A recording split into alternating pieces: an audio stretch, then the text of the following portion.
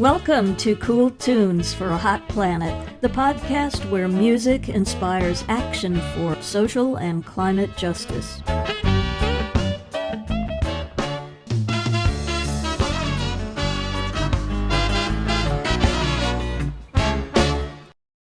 Hi, I'm Warren Senders, and this is Cool Tunes for a Hot Planet, Season 2, Episode 30. Today we're profiling the Church of Stop Shopping, the legendary activist theater and music community. But before we get into it, please hit those like and subscribe buttons so we can keep bringing you inspiring activist music all year round. The Church of Stop Shopping began in the 1990s when Bill Talen, an actor and writer from the Midwest, developed Reverend Billy, a preacher character with what he described as left-wing values and right-wing hair. He and a group of singers and instrumentalists carried out public anti-consumerist actions in New York's Times Square, with particular focus on major chains like Disney and Starbucks. Talen was joined by Savitri D, a performer and producer originally from New Mexico, who became the director of the church in 2001. She and Talen have been married since 2002. Over the past 2+ decades, Reverend Billy, Savitri D, and the choir have continued to integrate music, dance, and theater with climate and anti-consumerist action, creating a huge body of work and a staggering list of successes. I interviewed them in mid-November 2025, just in time for the holiday shopping season, and they graciously gave me permission to plunder their archive for songs and video clips. Believe me when I tell you that what I'm sharing today is just a tiny fraction of what they've accomplished. Okay, off we go. I am not the only one. I am not the only one. I am not the only one. If you think the United States has stood still, who built the largest shopping center in the world, the Lloyd Shopping? I am not the only one. I am not the only one. And I encourage you all to go shopping more. The corporations have got us right where they want us. But we can walk away. Amen? Praise hallelujah. Love hallelujah. Change hallelujah. Hi, I'm Warren Senders, and this is Cool Tunes for a Hot Planet. With me today are Savitri D, the director of the Church of Stop Shopping, and Reverend Billy, William Talen, the focal point of this remarkable confluence of music, activism, multimedia, entertainment, and a fully awakened social conscience. What a pleasure it is to have you both here with us today. Thank you so much for joining us. Thank you for having us. Thank you so much. Glad to be here.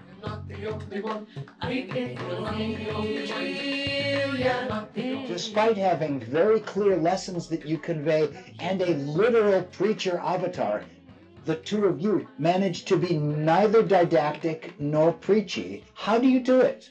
It comes from being a community first. I think it comes from the social project, actually. I think that the result of being a group of people of many backgrounds and many beliefs and many lived experiences means that we have to be accountable to each other and meaning in a different way. If we try to say something that isn't felt or held by the group, then it just doesn't play. I had a line in a song recently, I never liked this country.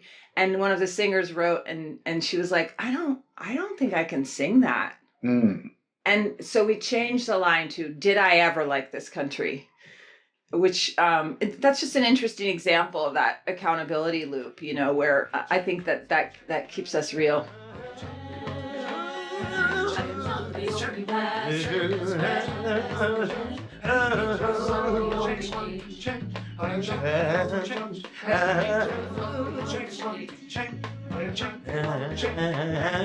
Is the Church of Stop Shopping a formal religious entity? No, I think it would be a mistake for us to be legally a church.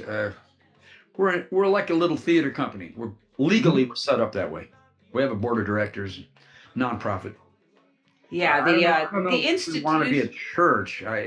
We're not Christian, and we don't want. We have people from all over the world. In last night we had 27 singers at the rehearsal, and we just came from everywhere, and so we don't want to align ourselves with one religion more than another. Well, not even just a religion, but an institution. I mean, institutionalization is, that's the bane of creativity, right? It's a kind of coffin for resistance and change too. So I think we resist it for that reason as well.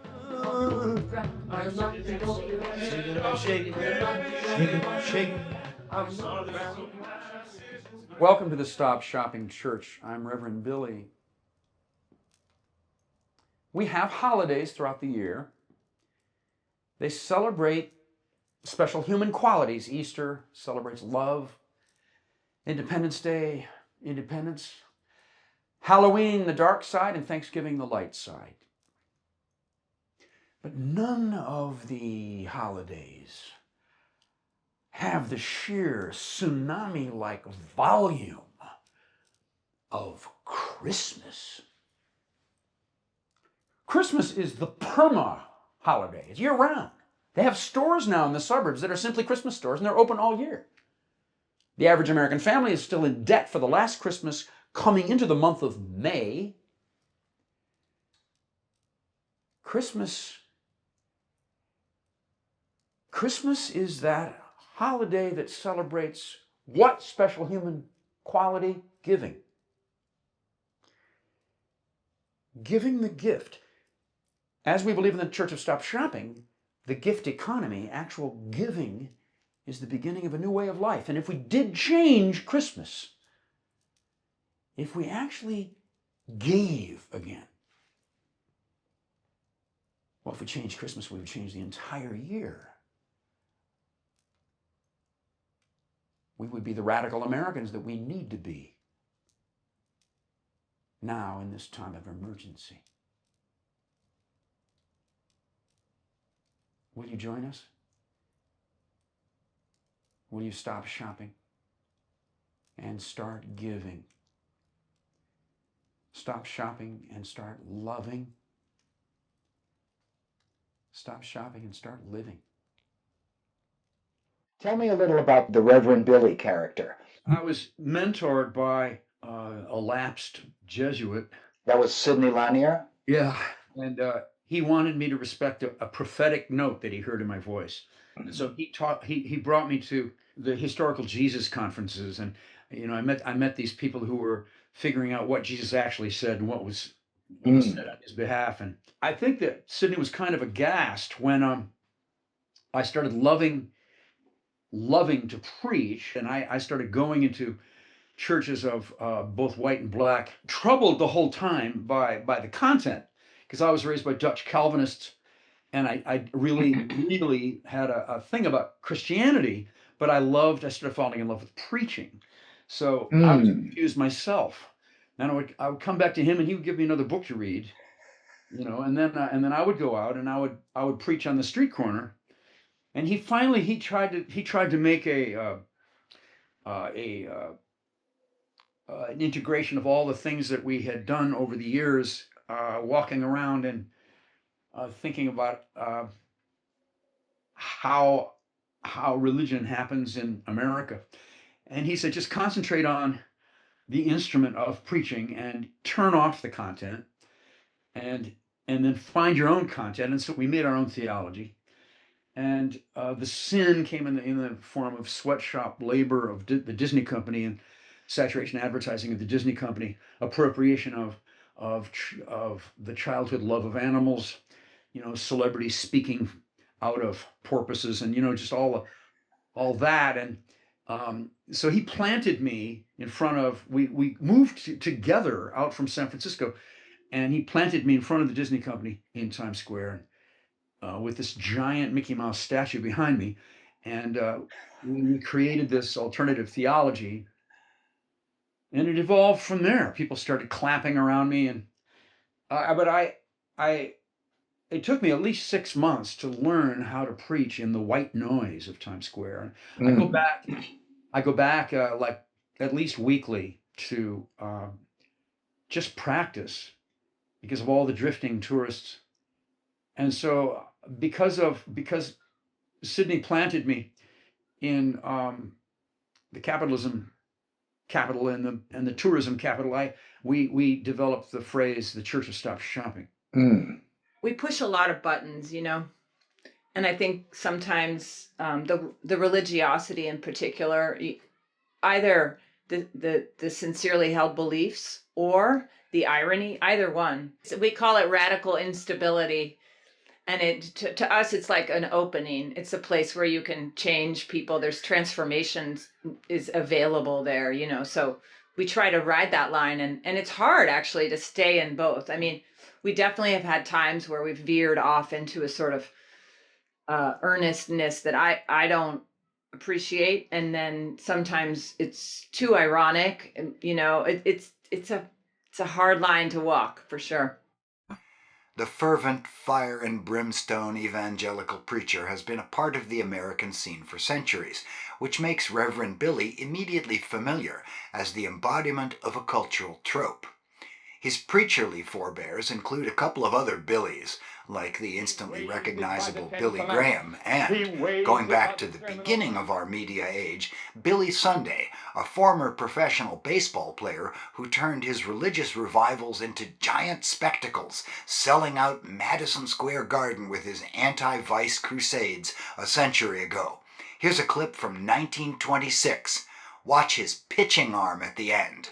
And the time isn't far distant when the wheels of God's judgment are going to go sweeping through this old God-hating world. And I want to take a pledge in this audience to join me in a pledge that you will never rest until this old God-hating, Christ-hating, whiskey-soaked, Sabbath-breaking, blaspheming, infidel, bootlegging old world is bound to the cross of Jesus Christ by the golden chains of love.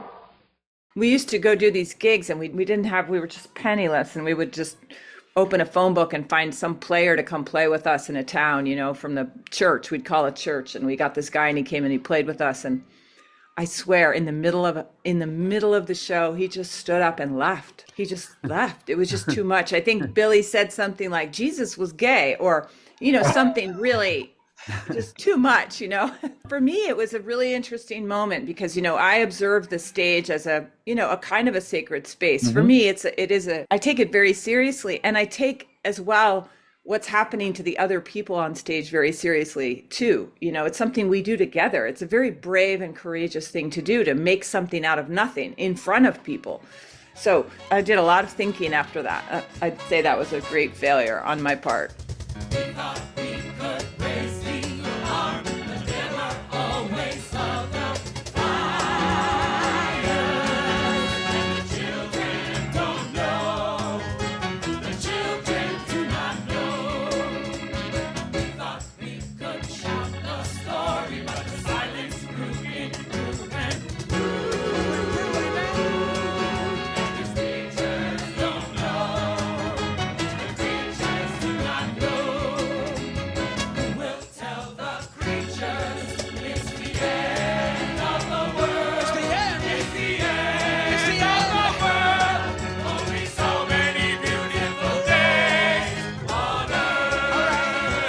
Remember that the local LGBTQ club brought us in. Oh, that was Chapel Hill. Yeah. To debate a kind of the resident wild right-wing person who was screaming in the middle of their student activities committee, shouting that everybody was a sinner, all the students were sinners because they were having too much sex and Marxist literature. It's the end of the world. So many beautiful days on earth. We had a preach-off with this guy. I think we did really well. As I recall, he became very upset with us, and that was how he won that debate. That's how angry he got. Well, I do remember at the end of that debate, he was shouting at me. All he could do was say over and over, "Get back in the kitchen. Get back in the kitchen." We won the debate on that note. All the women and half the men listening said, "Oh my God." No, but there really is there's no failure in art. I mean, there's no failure. Like these are silly ideas. Those are commercial ideas. Art is a a communication form. And I mean, that debate was a failure because we didn't get anywhere with him. But, you know, on the other hand, it was like so helpful for all the young kids who were around. And I don't know, it's hard to ever judge something from just success and failure. I think those are commercial values that we don't really ascribe to. Art forms are artificially created with property lines and what's in and what's out, but they move. They move and grow and change and shrink and move again. Probably some 50% of us here on some occasion feel like apologizing to our kids or our loved ones or our parents. The earth is hot. The earth is hot. And you know, you just burned up here in LA. And we had our experience in New York, Hurricane Sandy. But you know, we really quickly start normalizing.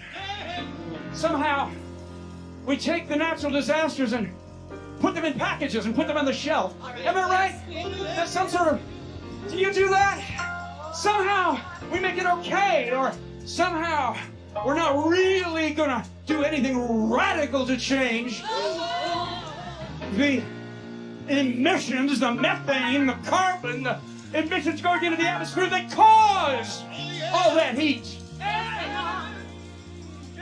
And we let those apocalyptic data points kind of fly by our heads, like 200-mile-an-hour wind and 3-mile-wide tornado. And last July was the hottest July in 150,000 years. We let it go by. We let it go by. We package it, put it in the mouth. We are consumers. We know how to package things, set it inside. We've got to change. Come on. Yes. Come on. We cannot do that anymore. Let's stop doing that now. Let's take another approach. Yeah. Come on. Come on now. But we've got to change in a different way than we have in the past. This time, we've got to change. It's going to be basic change. It's going to be earth change. It's going to be, I don't know who I am change. It's going to be, what am I doing change? And how do I do this change? It's going to be, can we be strange enough to change enough? Yes, you can.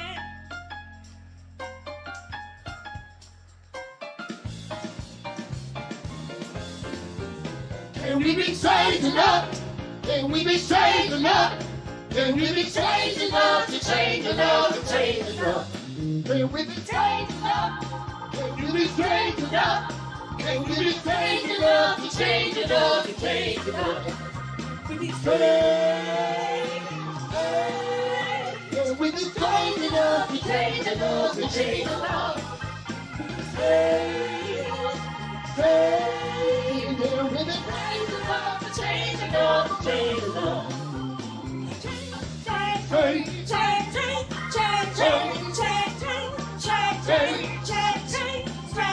Can we be strange enough to change enough to change enough? Come on. Change.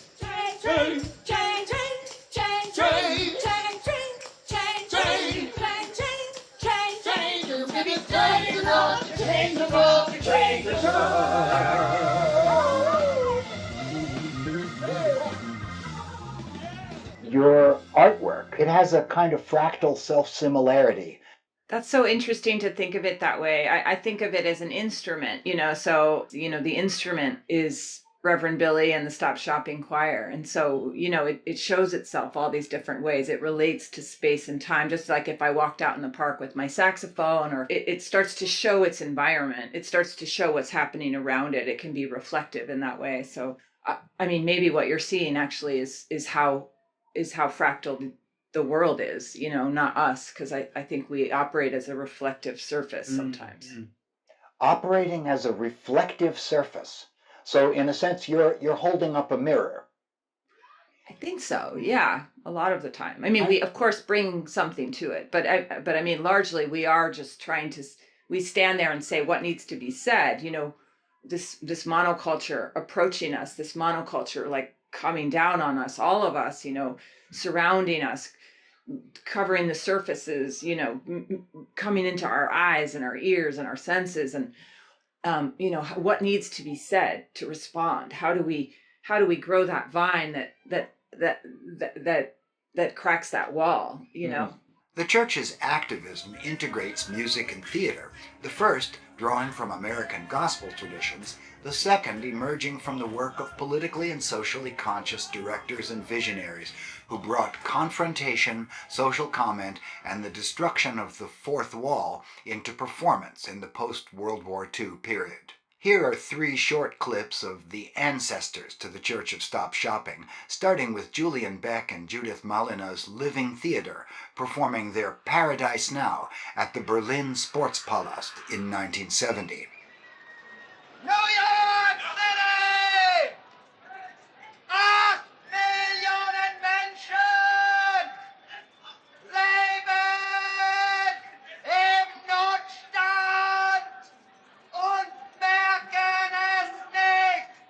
Alles Theater in den Denkschmerz! Schneiden den Schmerz aus! Hört nicht auf die Indianer! Und gegen Revolution! Catarse é a purificação. The Brazilian director, playwright, and political activist Augusto Boal created the Theater of the Oppressed, catalyzing audiences to directly confront social issues that affected their lives. Money makes the world go round, the world go round, the world go round. Money makes the world go round, it makes the world go round, it makes the world go round. Perhaps best known to U.S. activists is the Bread and Puppet Theater, which was founded in 1963 by Peter Schumann. Its giant puppets have been part of protests and demonstrations ever since.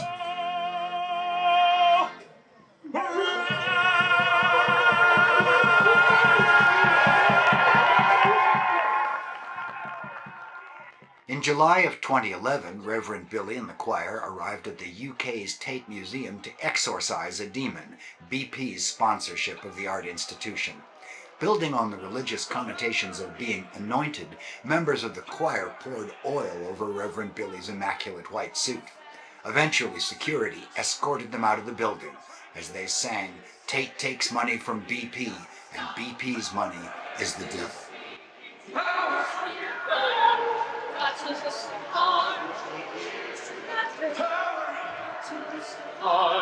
How are we getting our power?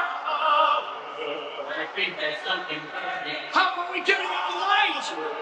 I think that we've been drilling. How are we getting our transportation? Power! Horse and striking mountain tops. Damn! They say, Burning! consuming's got to Drilling! Toxicity! Climate change!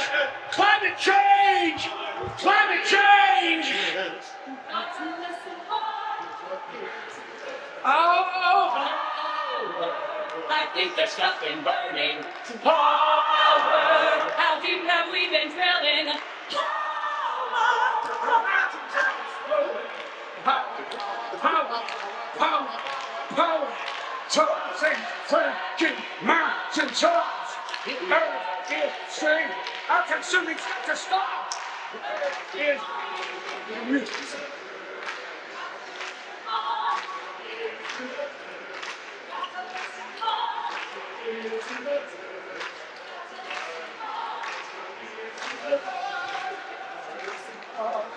Each of us, as a moral individual,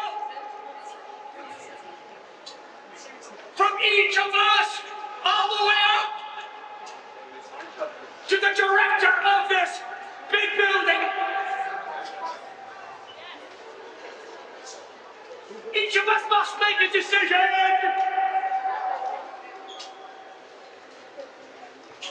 To exercise British petroleum through this place.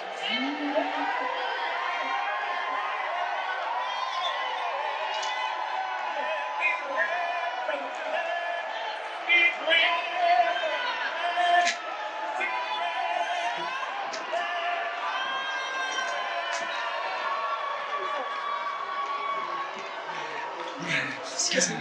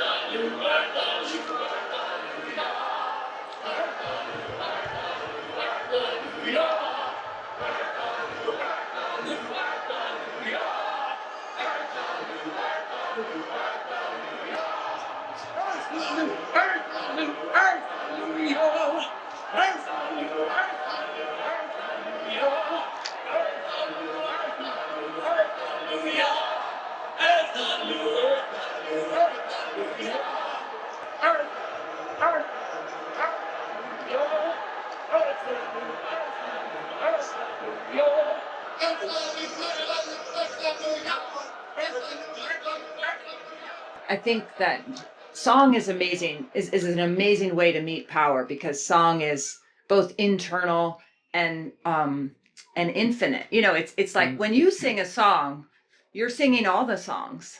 You know, Right. when you make a rhythm together, when you make beats together, you know, that's the heartbeat of every animal. That's the heartbeat of every drum. That's the, I mean, there's just a way that you explode this conceptual line at which we stand with power so often, and it's a frozen place. You know, there's so much paralysis in that arrangement of things. You know, so I think that the music does a lot of that work, that expansive work in activism, and takes us out of that binary or that duality that we have with power, with property.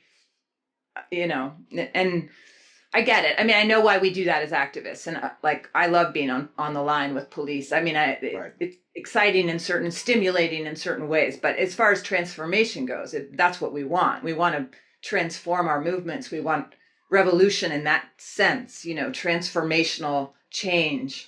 But Savitri, you remember that one time we were in front of that Citibank headquarters, and we stayed in front of a line of about like 50 police. They were defending the headquarters of Citibank. And we engaged their eyes. Because their uniforms were made to look the same, the fascist costume. We were still, actually, and they were still. And the only thing in motion there was the song. And we were singing, can you feel the earth? She's crying. I can feel the earth. She's crying. And we did that that was a long time we were there. That was a durational performance piece.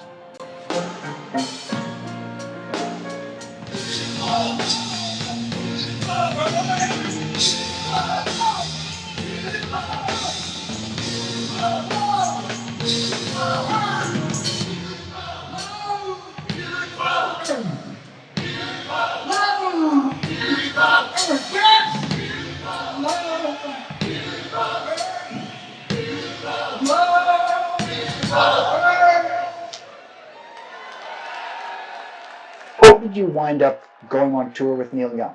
That came from our activism. Just like most everything we do.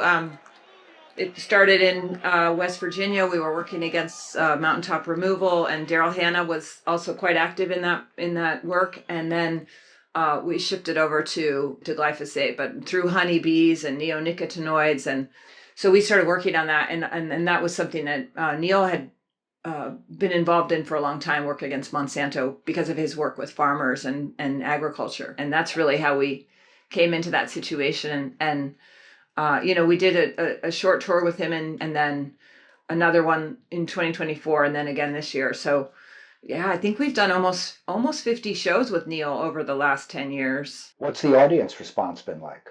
Well, if I can jump in, the Daryl Hannah and Neil Young, when they had this political theater group that was singing, they started thinking about what opening acts are, and they started choosing to kind of curate us instead of having that, that celebrity friend or that rock and roll group that some rich lawyer has in their pocket, whatever tradition opening acts have to get all that exposure. We performed in the last 2 years for 500,000 people, a half an hour each.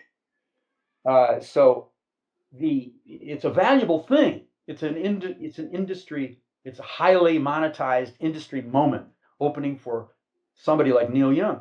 Well, they took us and gradually, conversing with us and talking about what we're doing, we became hosts to the evening, which is called the Love Earth Tour. And we made sermons and songs on that theme, or took from it's more accurate to say took from our repertoire things that matched up with it. So you recontextualized the stuff that Neil was doing. Yeah, I think so. And it's also values. It's like we have a values-based relationship. And Neil is a serious guy. I mean, he's serious about what he thinks. He's great. He's all that. He really is. He's a wonderful artist and a serious activist, and he means what he says. And but I think rock and roll, is like those songs are written a certain way, and it's like a desire-driven environment. Okay, let's just say it. Rock and roll is generally that, with lots of sensation, and that's what people want from it. So, I think he's solving the problem of his setting. He has an eco village around the concert, and then he has us. And it's hard, actually. I'm not going to lie. It's a hard situation to perform in. A huge group of people who came to see someone else. So it's really, for us, it's more like an intervention. It's more like an activist event than it is like a show, because we really have to work hard to keep them with us and win them over, essentially, and open up space for Neil to say whatever he wants, kind of, and to carry that meaning. And so many of his songs really are about the earth. I think his work lands in a different way, when we state that case at the very top. There are a lot of people, this, Warren. There are a lot of people who have, like Neil, they've got a lot of green songs. They default to the earth. He has whole concept albums about the earth. Right. Greendale it's a song cycle about the earth, and right. Be the Rain is one of the songs that he sang most often on the recent Love Earth tour.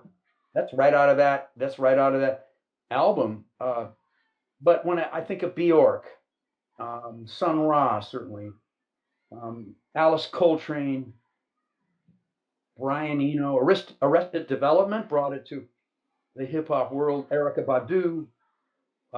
We've got a lot of earth music going on. Mm-hmm. I don't know that it's cohered into one kind of that people look and say, oh, showbiz environmentalism. It's not. It's a bunch of individuals, right? Right. But we're getting to the point now, because of the level of the global heat wave, the level of the emergency, the Anthropocene emergency that we're facing right now, the mortality, the incredible changes in just the basic ocean currents, and what's going on has not quite reached Americans because we have such a consumer filter around us. But I think that a lot of these people are going to know each other, are going to contact each other somehow and help each other. Billie Eilish is stopping her concerts in the middle of her concerts now and sitting on the lip of the stage for 20 minutes and talking about climate change. Right. So Peter Gabriel Sting had a whole thing about the Amazon rainforest like 25 years ago. Right. So it's happening. Immersing myself in the work of the Church of Stop Shopping, I was reminded of the wonderful quote of Rumi, "Sell your cleverness and buy bewilderment. Cleverness is mere opinion, bewilderment is intuition." I'm struck over and over by their readiness to embrace uncertainty, ambiguity, and confusion. Well, once you embrace the earth, and you got a room full of people shouting "Earth, Alleluia," then the earth is your guide, and the earth is is in motion. The earth is evolving. The earth, you can't figure out where it is because it's everywhere. We're walking ecosystems on the one hand. On the other hand, scientists are finding one-celled animals dancing out of solid rock a mile underneath the surface of the earth. They're finding life in the part of space that we thought was empty and dark. And so you don't have a fixed monumental persona that you're trying to push all your unknown questions into. You're going with your questions about life into the unknown. You're going where they don't speak English. I'm filled with the fabulous unknown. I'm filled with the fabulous unknown. I'm walking through the dark light where no names are given. I'm walking through the dark light where no names are given. I'm walking through the dark light where no names are given. Filled with the fabulous unknown. Filled with the fabulous unknown. I feel the sun's fire deep in my body, the star that keeps me warm. I feel the sun's fire deep in my body, the star that keeps me warm. I feel the sun's fire deep in my body, the star that keeps me warm. Filled with the fabulous unknown. I'm filled with the fabulous unknown. And I see the world receive the human story ending.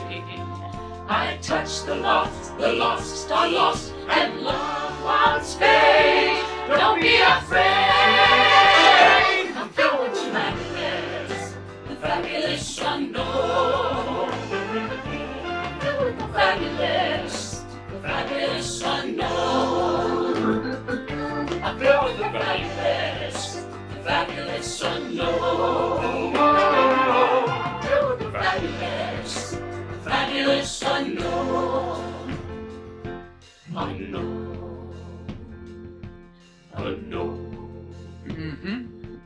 Unknown. Go outside. Don't be afraid now. Just find your favorite ecosystem. That forest, that meadow, that ocean shore. Take a walk. Invite the earth to walk with you. The earth will be there. We are the earth. And now's the emergency, right now. Go outside. Somebody give me an earth hallelujah. How many voices are part of your community? Well, we have, usually on the between 2 and 3 dozen singers, but we're mostly volunteers, so we come and go. I think we tend to be about like 40 to 70 people who are in a kind of close-in group, There's a wonderful naivete and wisdom. They remind me a little bit of when Sun Ra was in full cry, and the whole orchestra would be wailing away in the service of this Afrofuturist agenda, and yet at the same time very serious about it. Yeah, I think the goal would be to feel at the end of our show that anything is possible. And I think that's our job, really, to do that. And many thanks for bringing up Sun Ra, who really is like a North Star to me in terms of, musically, of course, just a genius, but also just his willingness to go into the unknown, to just do wild things and charge the space with wildness. And, we're urban people. We live in the city, but we're earth activists. So for us, it's like, it's us. We have to be the earth. We have to be the wilderness. We have to bring that into the room because, we're not in a forest. We don't have access to the earth in the same way that many people do. And so that's always been kind of our charge. So, that's the good news, right? That's the gospel. That's what the gospel is, right? So I think we try for that. We don't always succeed. There's times when it it fails, and that's also a great teacher. I know it's you and I promise that we will let the earth come in. Keep feeling, loved, dancing, flying, spinning, gushing with the earth, pouring, feeling, fighting for the earth, fighting for life, fighting for the life of all of us. Oh yeah, there it is. There's the earth. The earth is ready. We are ready. We are outside. Inside. The fabulous unknown. Unknown. Unknown. Dark night. Unknown. Dark night.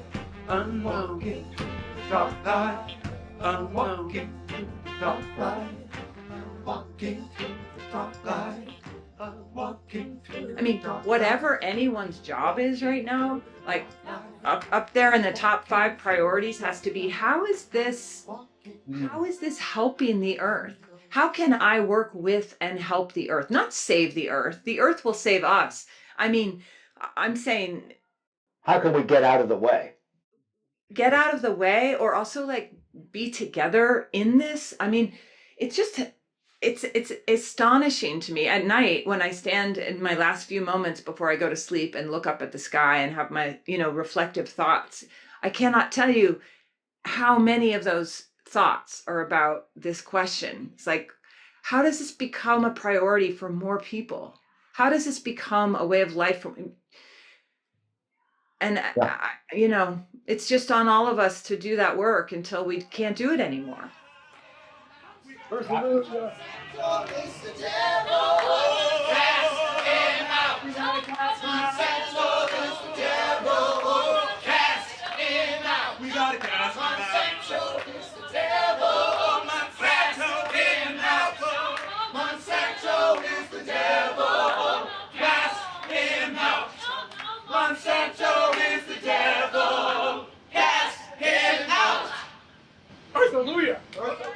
Is there anything that you wish people knew, either about you and your work or just in general? Well, we have Plug-a-Luya. We have our Christmas shows coming up, or Kwanzaa, Hanukkah shows coming up, and you can come to our website and all the information will be there. So we have that. It's the shopping season, and we have, between Thanksgiving and Christmas, we always have a lot of performing and actions to repel the notion that we should buy something. I could like to say that I think that I just want to remind everyone that it's much easier to confront these issues with other people. And one of the wonderful things about music is how it puts you together with others. And it almost doesn't matter what you're singing, the work of song, the work of singing, of making sound together, this ancient technology, as you said, like this ancient media that we have that probably predates our talking, is a really good way to do it. So if you're out there and you're looking for something to do, maybe just go join a choir, just start singing with other people, and you just find out a lot about democracy. You find out a lot about transformation. You find out a lot about, the future and the past that way. That's actually like the most beautiful thing I've ever heard. Yeah. Savitri D, Reverend Billy, thank you so much for being with us. I've learned an enormous amount from our conversation, and I can't wait to share it with all of our listeners. Thank you, Warren. You can learn more about Reverend Billy, Savitri D, and the Church of Stop Shopping at revbilly.com. Set aside some time and visit their website. You'll find hours of inspiration there. As usual, our complete unedited interview with Billy and Savitri will be available on the Cool Tunes YouTube channel. Please remember to like and subscribe so we can keep bringing you inspiring music and activism all year round. I'm Warren Senders, and this is Cool Tunes for a Hot Planet, Season 2, Episode 30. Thank you for listening. Earth-a-luya!